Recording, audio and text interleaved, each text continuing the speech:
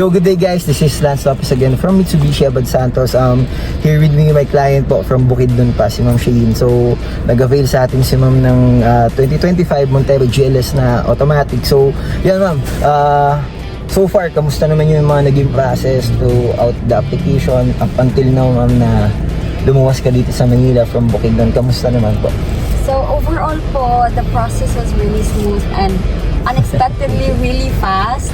So I can say na nag-apply kami like end of May, and then after I should say 2-3 days ready for release na yung car, which is very surprising. Yes, and si Sir Lance, he made everything possible from documentation sa pag-asikaso ng mga papers, lalo na I'm far from Manila, and he made sure that I have a smooth and walang sabit na ako lang talaga yung may problema.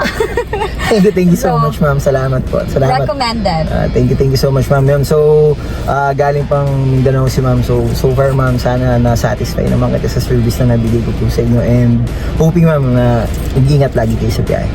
Thank you ma'am. Thank you. Yeah.